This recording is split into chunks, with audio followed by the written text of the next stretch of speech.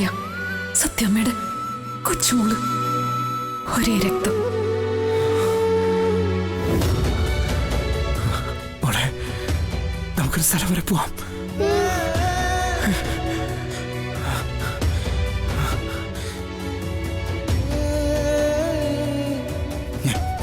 മോളെ ഒന്ന് കൊണ്ടുപോവാ.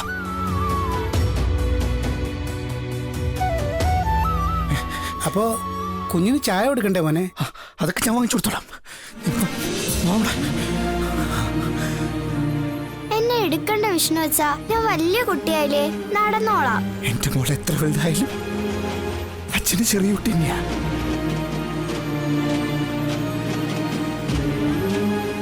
അറിഞ്ഞില്ലല്ലോ വിഷ്ണു.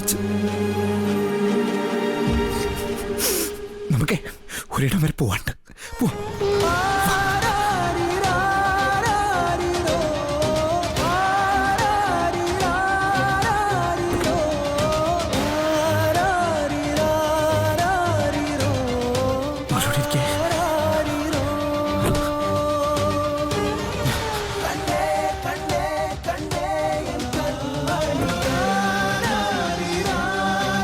വിഷ്ണു വെച്ചാ, നമ്മൾ എങ്ങോട്ടാ പോകുന്നേ? പറയാൻ പോടെ.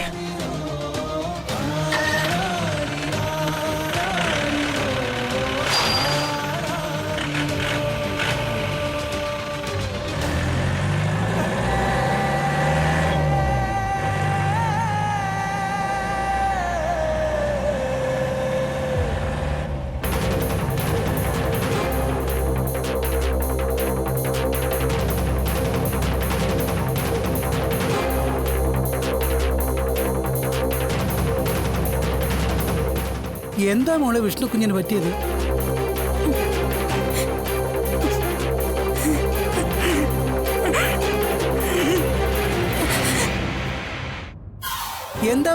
എന്താ പൊന്നി ഇവർക്കൊക്കെ പറ്റിയേ?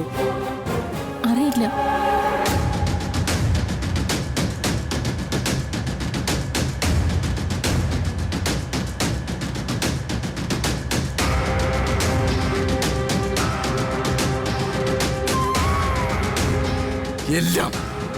എല്ലാം ഇന്നത്തോടെ ഇവിടെ വെച്ച് അവസാനിപ്പിക്കുക.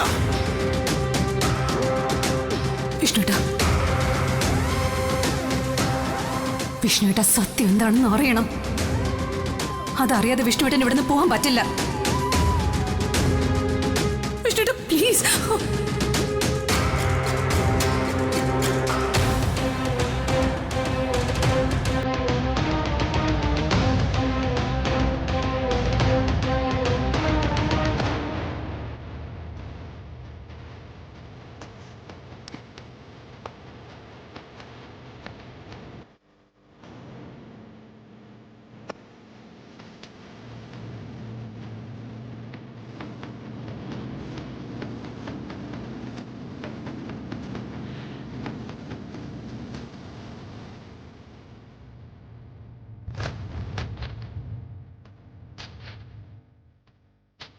നോക്ക് രോഹിത്തെ, സംഭവിക്കാൻ പാടില്ലാത്തതൊക്കെ സംഭവിച്ചു. ഞാൻ പപ്പിയെ വളർത്തുക മാത്രമേ ചെയ്തിട്ടുള്ളൂ. രോഹിത്തെ, ഞാനൊരിക്കലും ചീത്തയായ ഒരു പെണ്ണല്ല. രോഹിത്തിനെ മാത്രം മനസ്സിൽ കണ്ടുകൊണ്ട് ജീവിച്ചവളാ. ഞാൻ ഒരിക്കലും രോഹിത്തിനെ ചതിച്ചിട്ടില്ല. ചില കള്ളങ്ങളൊക്കെ പറഞ്ഞു. അതെന്റെ ഗതികേട് കൊണ്ട് പറഞ്ഞതാ.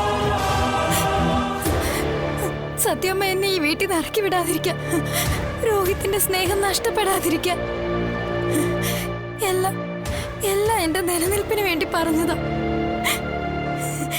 എന്നോട് ക്ഷമിക്ക്. എല്ലാ തെറ്റുകളും ഞാൻ ഏറ്റു പറഞ്ഞില്ല. രോഹിത്, എനിക്ക് മാപ്പ് തന്നൂടെ? അല്ല, വിഷ്ണുവേട്ടന്റെ കുട്ടികളെ ഇപ്പൊ കിട്ടി. ഈ സന്തോഷം എന്നും നിലനിൽക്കണം. അവരുടെ ജീവിതത്തിൽ ഇനി ഒരു പ്രശ്നവും വരരുത്. രോഹിത് എന്നെ എങ്ങനെ വേണമെങ്കിലും ശിക്ഷിച്ചു, വേണമെങ്കിൽ കൊന്നോ. എന്നാൽ യാതൊരു കാരണവശാലും ഈ കാര്യം രോഹിത് പുറത്ത് പറയരുത്. ഞാൻ ഇപ്പോഴും രോഹിത്തിന്റെ ആ പഴയ ശ്യാമ തന്നെയാ രോഹിത്. എന്നെ എന്നെ വെറുക്കല്ലേ രോഹിത്, എന്നെ ശപിക്കല്ലേ. രോഹിത് കൈവിട്ട പിന്നെ എനിക്ക് ആരുമില്ല. രോഹിത്, രോഹിത് പ്ലീസ് രോഹിത്.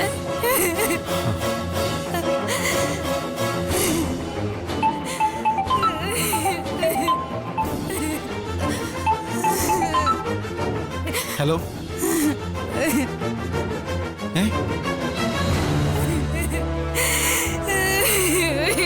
എന്താ എന്താ ഈ പറയുന്നേ?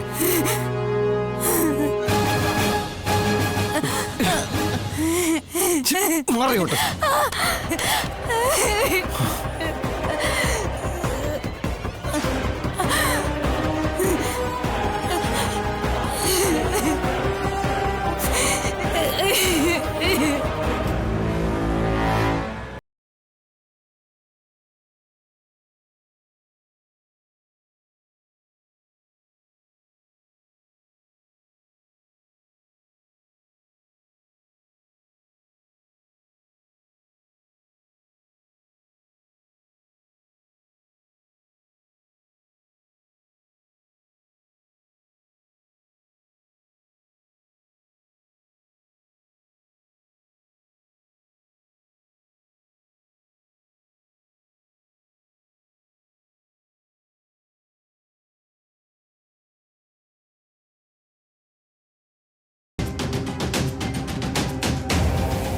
നീ ഒന്ന് ചത്താലും ഒരിറ്റ് കണ്ണീര് പൊടിക്കില്ല ഞാൻ.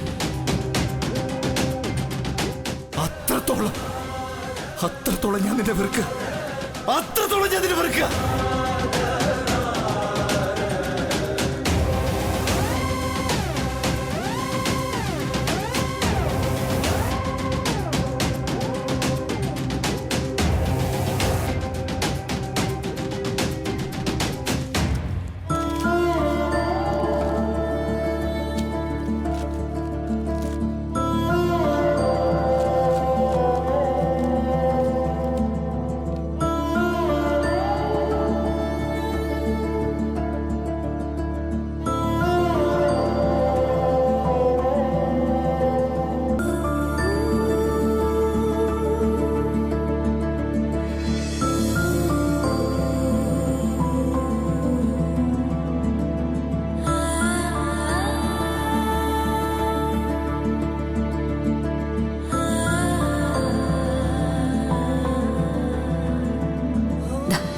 ഈ ബോർഡ് IAS. എത്ര വലിയ പദവികൾ ലഭിച്ചാലും ശാലിനിയുടെ ജീവിതത്തിൽ നിന്ന് അടർത്തി മാറ്റാൻ പറ്റാത്തൊരു പേരായത്.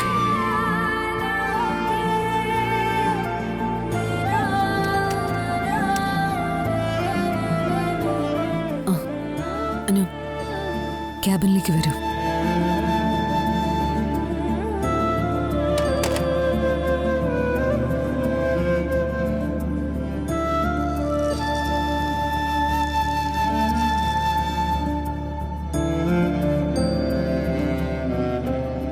മാഡം, അനു, ചില കാര്യങ്ങൾ അർജന്റായിട്ട് ചെയ്തു തീർക്കേണ്ടതുണ്ട്. Yes madam. ഈ 3 ഫയലുകളും ഇന്ന് തന്നെ ഫോർവേഡ് ചെയ്യണം. ചെയ്താൽ മാത്രം പോരാ, അവർക്ക് ആ തുക കിട്ടുന്ന രീതിയിൽ കാര്യങ്ങൾ നീക്കം ചെയ്യണം. ഇനി ഫയലുകളിൽ ഒരു ഡിലേ ഉണ്ടാവരുത്. അത് അനുവിന്റെ ഉത്തരവാദിത്തം. ഓക്കെ മാഡം, ഇത് ഞാൻ വേണ്ട രീതിയിൽ മാനേജ് ചെയ്തോളാം. നമ്മുടെ പേര് 2 രീതിയിൽ ജനങ്ങൾ പറയും. ഒന്ന്, കാര്യങ്ങൾ നല്ല രീതിയിൽ ചെയ്തു കൊടുത്താലും പറയും. ഇതിൽ കൊടുത്തില്ലെങ്കിൽ പറയുന്ന ശാപവാക്കുകൾ നമ്മുടെ ജീവിതാന്ത്യം വരെ നമ്മുടെ കൂടെ പോരും. എല്ലാവർക്കും ചെറിയൊരു ജീവിതമല്ലേ ഉള്ളൂ. ആ ചെറിയ ജീവിതത്തിൽ നമുക്ക് ചെയ്യാൻ പറ്റുന്നതൊക്കെ നമുക്ക് ചെയ്യാം.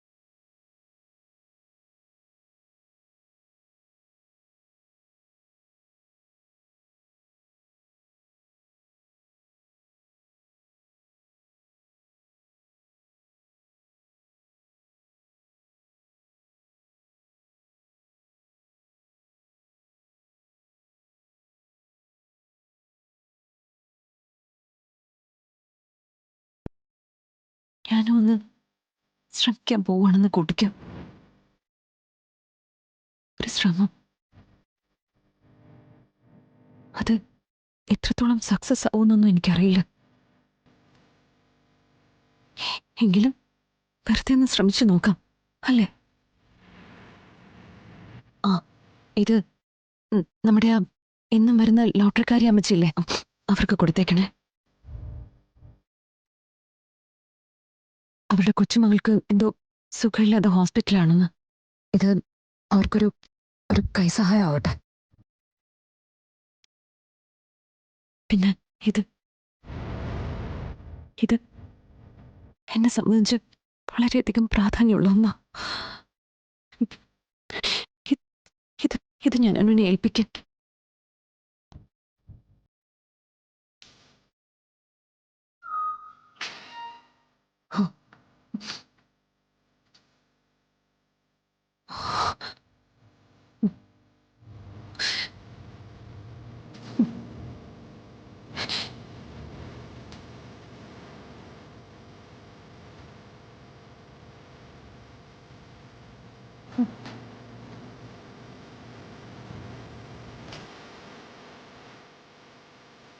പടിയിറങ്ങും എന്നേക്കുമായിട്ട്. ഇനി ഈ വഴിക്ക് ഞാനല്ല. പ്രശ്നങ്ങൾ തീർക്കേണ്ടവള കളക്ടർ 100,000 പ്രശ്നങ്ങളിൽ പെട്ടുകിടന്ന് അലയേണ്ടവളല്ല. എനിക്ക് എൻ്റെതായ പ്രശ്നങ്ങൾ തീർക്കാൻ പറ്റുന്നില്ല. പിന്നെ എങ്ങനെ മറ്റുള്ളവരുടെ പ്രശ്നങ്ങൾ എനിക്ക് പരിഹാരം കാണാൻ പറ്റും? അതുകൊണ്ട് എനിക്ക് കസേരയിൽ ഇരിക്കാനുള്ള യോഗ്യതയില്ലെന്ന് ഞാൻ തന്നെ മനസ്സിലാക്കി ഒഴിയുക.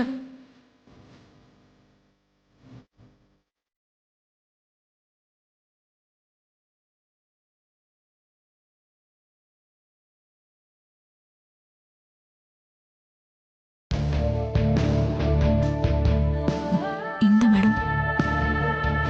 അനു, നീ എനിക്കൊരു ശക്തിയായിരുന്നു. എന്റെ ബലം.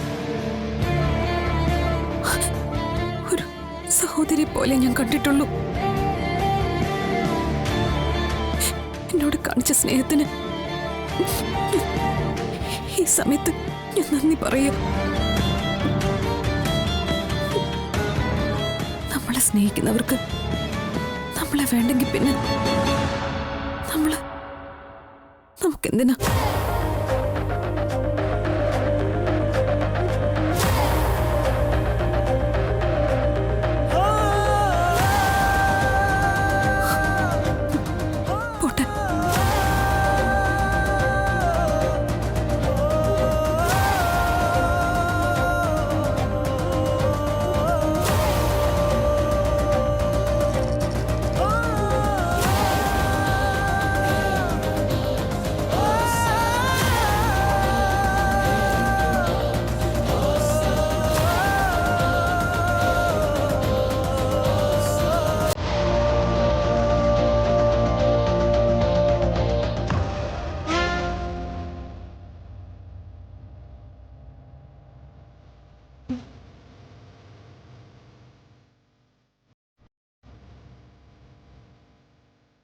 ഈശ്വര, റെസിഗ്നേഷൻ ലെറ്ററോ?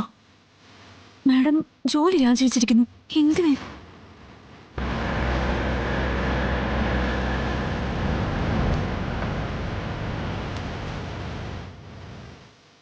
എന്താ വിഷ്ണു അച്ഛൻ നിർത്തിയേ? ഒരു കോണിയുണ്ട് മോളെ. ആരെയാ? മോളുടെ ചേച്ചിയമ്മയാ. ചേച്ചിയമ്മേ?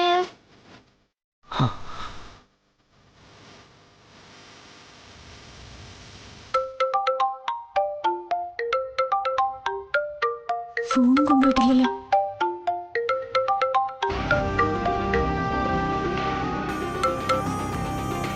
ഹലോ, ഷാലി. മാഡം അല്ല, അനുവാ സംസാരിക്കുന്നത്. ഫോണൊന്ന് ഷാലിക്ക് കൊടുക്കോ? സർ, മാഡം ഫോൺ ഇവിടെ വെച്ചിട്ട് പോയിരിക്കുന്നത്. എങ്ങോട്ട്? അതൊന്നും അറിയില്ല. പിന്നെ റെസിഗ്നേഷൻ ലെറ്ററും വെച്ചിട്ടുണ്ട്. എന്ത്? അത് രാജിക്കത്ത്. ഈ ജോലി വേണ്ടെന്ന് വെക്കുക മാഡം. രാജിക്കത്തോ? എന്തിനാ? അതാ എനിക്ക് മനസ്സിലാവാത്തത്.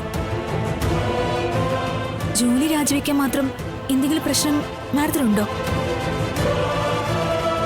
സാറിന്റെ വീട്ടുകാരായിട്ട് വഴക്കോ അങ്ങനെ എന്തെങ്കിലും? മാഡത്തിന്റെ സംസാരത്തിൽ നിന്ന് എനിക്കിങ്ങനെ തോന്നിയിരുന്നു. അത് ശാലിനി അവിടെ എവിടെയുണ്ടോ നോക്കൂ. ദൂരെ എവിടെയും പോയിട്ടുണ്ടാവില്ല. ഞാൻ ഉടനെ അങ്ങോട്ട് വരാം.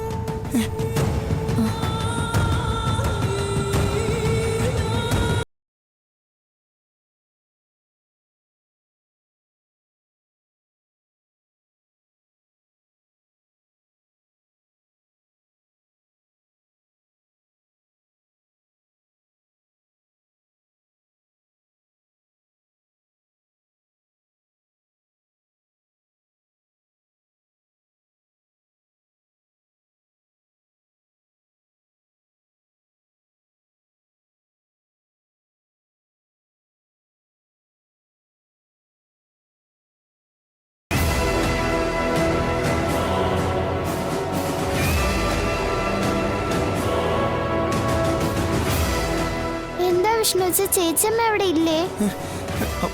അവിടെ ഇല്ല മോളെ. പിന്നെ എവിടെ പോയി? അറിയില്ല.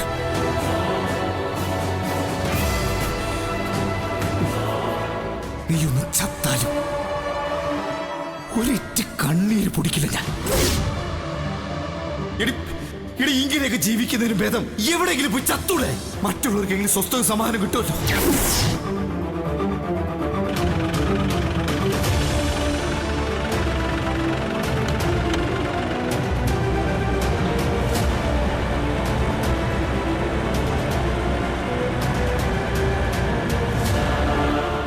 സുസ്മിതേ, എനിക്ക് സീരിയസ് ആയിട്ടൊരു കാര്യം പറയാനുണ്ട്. അത് നിന്റെ മുഖത്തുനിന്ന് അറിയാനുണ്ട്. കാര്യം എന്താ? കാര്യങ്ങളൊക്കെ കൈവിട്ടു പോയ പോലെയാ. മരമുറി ബിസിനസ് അടപടലെ മൂക്കും കുത്തി വീണ അവസ്ഥയാ ഇപ്പോ. ഗവൺമെന്റ് ഇപ്പോ അത് ബ്ലോക്ക് ചെയ്ത് വെച്ചിരിക്കുക. രോഹിത്തെ, ഷീമക്കൊന്ന് വെട്ടാൻ പോയാ ഷീമക്കൊന്ന് വെട്ടണം. അല്ലാതെ വിലയുള്ള മരത്തിലേക്ക് കത്തിവെക്കാൻ പോയാ കാടിന്റെ മക്കൾ വെറുതെ ഇരിക്കും. അവര് പണി തരും, നല്ല യമണ്ടം പണി. ഇനിയേ കൈയും കാലും ഇട്ട് പതച്ചാലും ഈ കേസ് കരയ്ക്കടുക്കില്ല. അപ്പൊ പിന്നെ മുടക്കിയ പണമൊക്കെ? അത് ഗോവിന്ദ.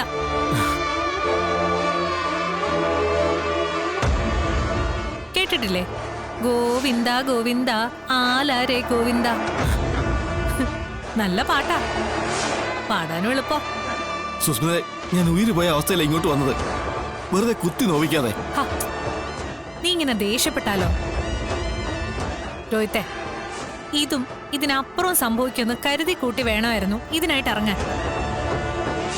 ജീവിതത്തിൽ ഏത് ബിസിനസ്സാ റിസ്ക് എടുക്കാതെ നേടിയിട്ടുള്ളത്? പണം ഉണ്ടാക്കണോ? അതിന് അതിൻ്റെതായ ബുദ്ധിമുട്ടുകളും ഉണ്ട്. പക്ഷെ ഇതിപ്പോ പോലീസ് കേസാവും, ഞാൻ അകത്ത് പോവും. അകത്ത് പോവെങ്കിൽ പോണം. ചുമ്മാ പറയുന്നതല്ല, നാട്ടിൽ നിൽക്കുന്നതിനേക്കാൾ സുഖം ജയിലിൽ കിടക്കുന്നതാ. ഒരല്പം പിടിപാടും പുത്തം പൊട്ടിക്കാനുള്ള സോഴ്സും ഉണ്ടെങ്കിൽ ജയിലിനകത്ത് സ്വർഗമാ സ്വർഗം.